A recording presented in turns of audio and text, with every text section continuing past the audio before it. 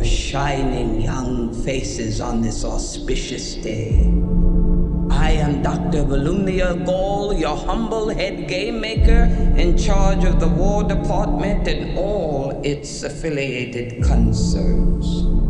I am honored to introduce to you the creator of the Hunger Games themselves, Dean Casca Highbottom.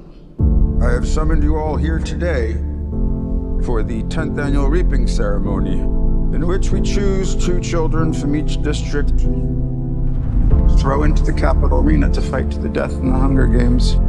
I am here to tell you that there has been a change this year. One final assignment to prove your worth. It's a story that takes place 64 years before the first installment of the movies and focuses on young Snow. Look at you. Your makeshift shirt and your too tight shoes, trying desperately to fit in when I know the Snows don't have a pot to piss in. Snow is being groomed to become the man he becomes. As a mentor, your role is to turn these children into spectacles, not survivors.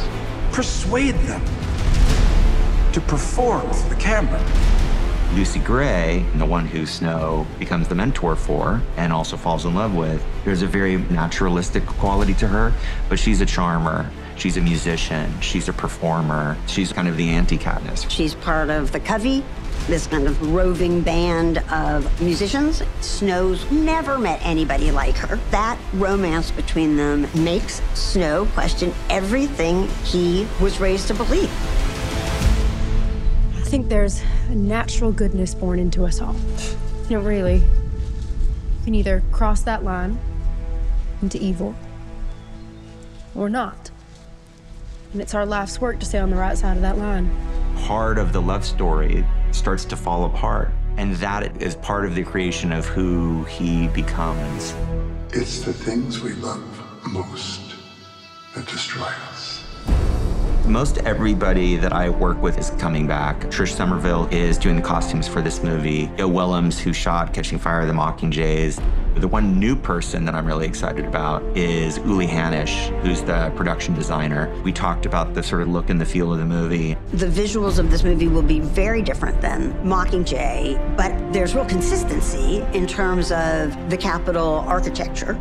We get to sort of reinvent the world of Panem, to sort of deconstruct what the games are that we're sort of used to and go back in time. It wasn't until I read it that I saw how much music was actually in here. And we met with Dave Cobb. He's a fantastic songwriter and producer. It's going to be fun to take all this history of British Isles music and Southern music and mash it all together in this dystopian way in this future. James Newton Howard. It's my 4th Hunger Games film with him. The musical opportunity is great. Relationships are very powerful in the movie. The good and the bad are very clearly laid out. For James and I, it was really fun to explore a new sound for the Hunger Games. Sometimes it's foot stomping and rousing, and sometimes it's haunting, mysterious, and a lot of that is based on the kind of period of the movie itself. But there's going to be some familiar elements as well. Hanging Tree is back in a completely different iteration and treatment. Here, we get to see Lucy Gray coming up with it for the first time.